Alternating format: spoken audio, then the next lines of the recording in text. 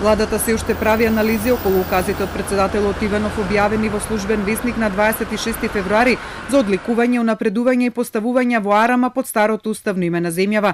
Указите се веќе реализирани од страна на генерал штабот на армијата. Се уште не се знае дали некој ќе понесе одговорност за, како што велат од владата, грешката во објавата.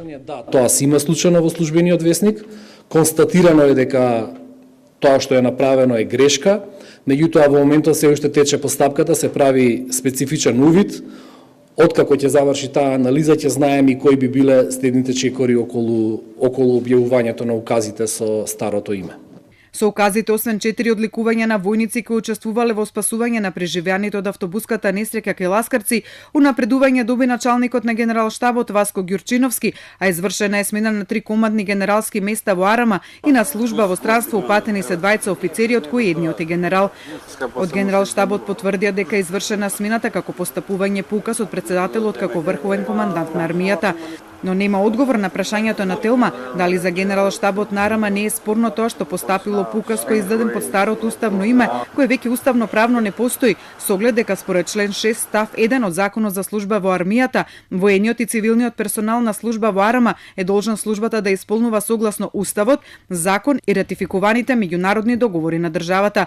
Унапредувањата и поставувањата, освен што се направени со име на државата спротивно на уставот, беа издадени во време на распишани избори. Поради тоа антикорупцијска отвори предмет на што Министерството за одбрана експресно реагираше и соопшти дека нема да постапи по упатувањата на двајца воени представници во странство од страна на Иванов. Упатувањата на одбранбено аташе во Франција и воен представник на земјава во НАТО нема да добијат параф од Министерката за одбрана. За целата ситуација да биде уште покомплицирана, бригадниот генерал кој од Иванов е поставен за воен представник на земјава во НАТО на должност е упатен од позицијата командант на првата механизирана пешадирска бригада, а на негово место истиот ден со друг указ Иванов назначил нов командант. Непотпишувањето на упатувањето од страна на министерката па го отвара прашањето која работна позиција сега ја извршува генералот на Арама врз која треба да му биде исплатена плата на крајот од месецот.